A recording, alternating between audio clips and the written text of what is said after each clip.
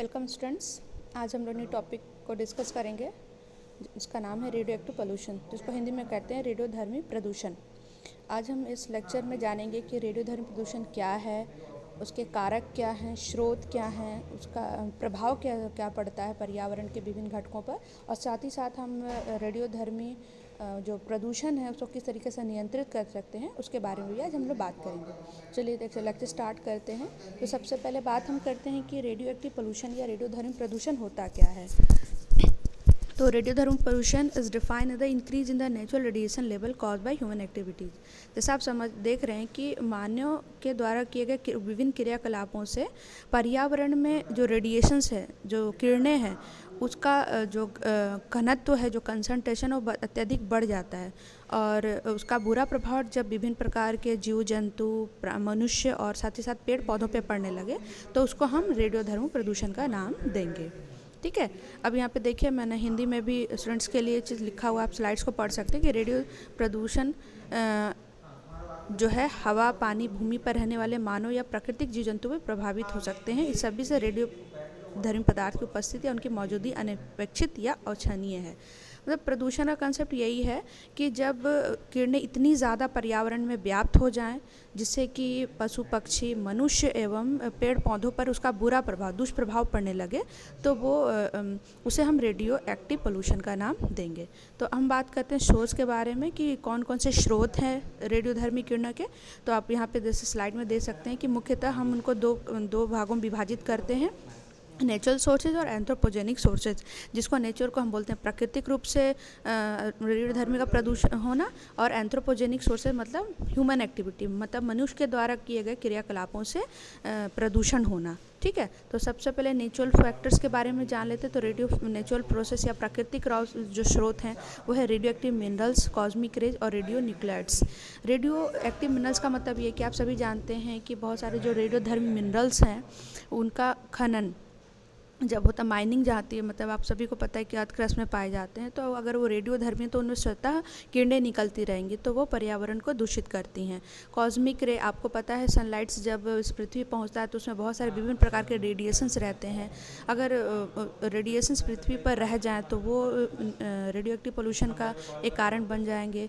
और radio nuclides का मतलब ये होता है कि जो भी रेडियो एक्टिव आइसोटोप्स होते हैं तो वो जब रेडिएशंस इमिट करते हैं, जैसे उन्हें रेडिएशन निकलता है तो अनस्टेबल दूसरे नाभिक, अस्थिर नाभिक में परिवर्तित हो जाते हैं और उनसे भी स्वतः किरणें निकलती रहती हैं। तो ऐसे अगर हम कंडीशन की बात करें तो जहाँ पर नेचुरल प्रोसेस के थ्रू जो किरणें अपने आप इस पर्यावरण में उत्सर्जित हो रही हैं, इमिट हो रही हैं, तो कहीं ना कहीं वो प्राकृतिक रूप से पर्यावरण को रेडिएशंस दे रही हैं और वो उसको दूषित कर रही हैं।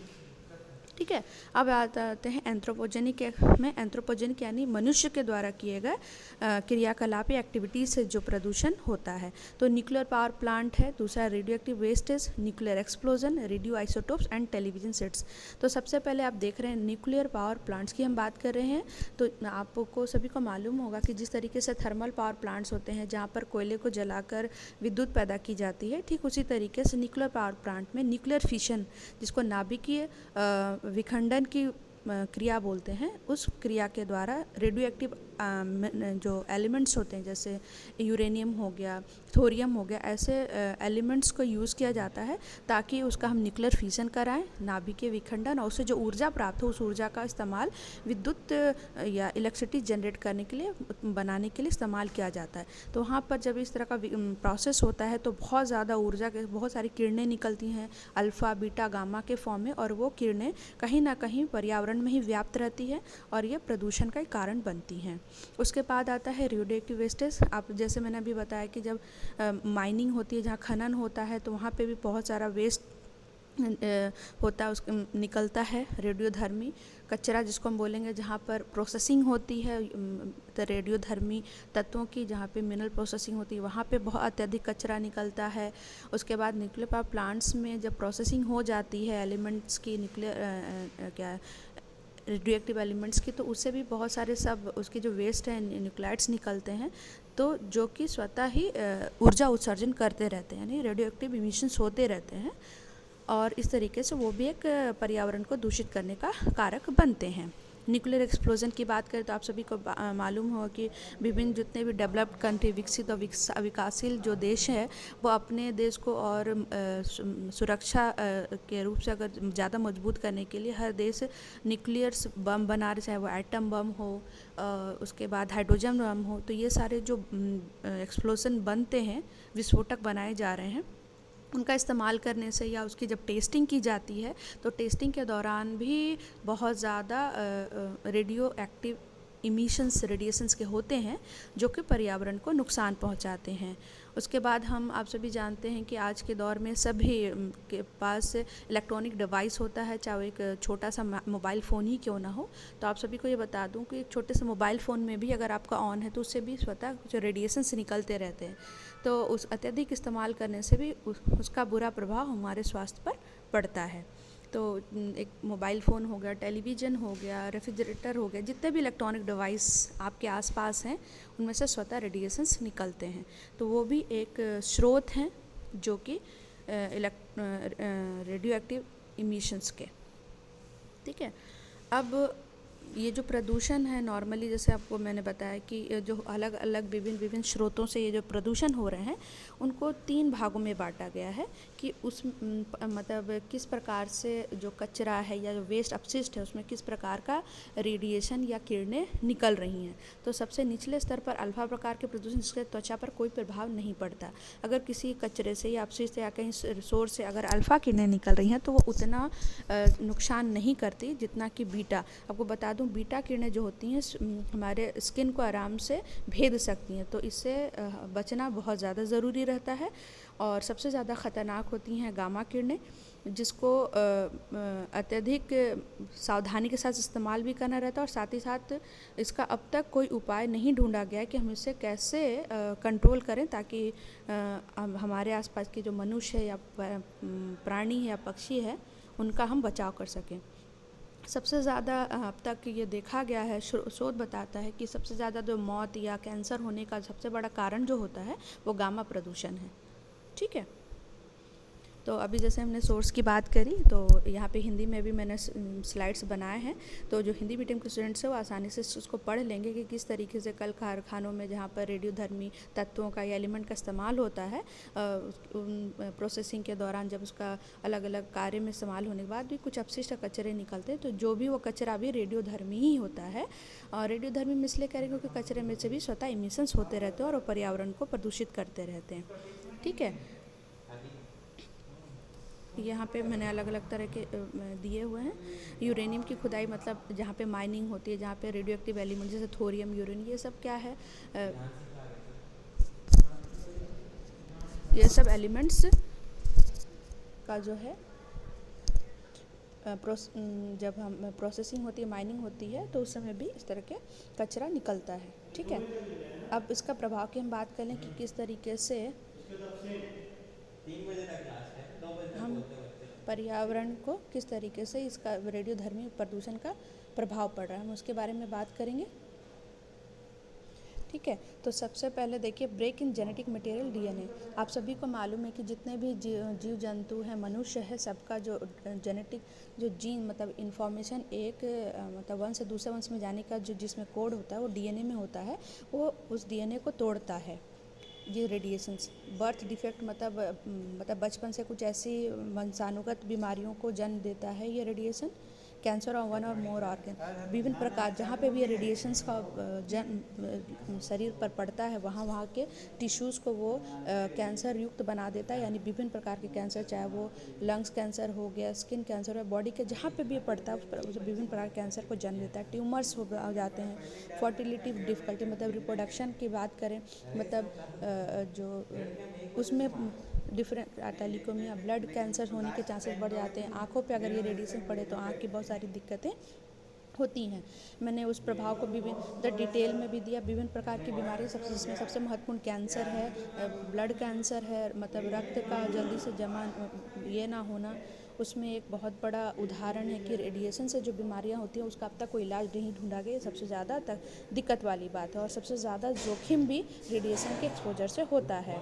वंशाणु मतलब जो एक मतलब पहले बचपन में ही ऐसी दिक्कतें ऐसी कमियां हो जाएं जिसका कोई निराकरण नहीं हो सके, तो सबसे ज़्यादा चूँकि डीएनए की संरचना को बिगाड़ देता है या उसमें ऐसे परिवर्तन ला देता है जिसका उपाय मेडिकल फील्ड में अब तक नहीं खोजा गया, तो ये बहुत ज़्यादा परेशानी की बात हो जाती है।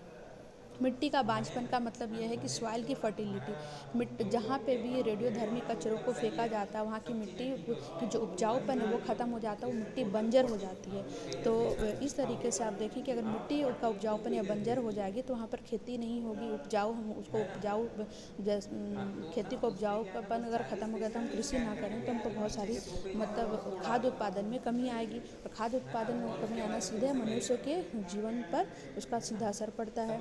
कोशिका को विनाश करना मतलब जितने भी सेल पे जहाँ पे भी रेडिएशंस पड़ते हैं वो उसको मतलब डेड कर मार देता है। ठीक है, अब है कि हाउ टू प्रिवेंट, हम किस तरीके से रेडियोधर्मी प्रदूषण को नियंत्रित कर सकते हैं। तो अवॉइड एटॉमिक एक्सप्लोजन, सबसे पहले चीज़ तो हमको विकसित और विकासशील देशों को ये करना है कि किसी भी प्रकार का परमाणु बम हम ना बनाएं, क्योंकि परमाणु बम का विस्फोटक बहुत ज़्यादा घातक होता है, रेडियो एक्टिव पोल्यूशन को जन्म देता है। Radio waste have to be dispose properly, अब जो कचरा रेडियोधर्मी कचरा निकलता है उसको आपको बहुत अच्छा उसको ट्रीट करके बहुत सावधानी के साथ उस कचरे को डिस्पोज करना है पर्यावरण में, ताकि उसका बुरा प्रभाव ना पड़े।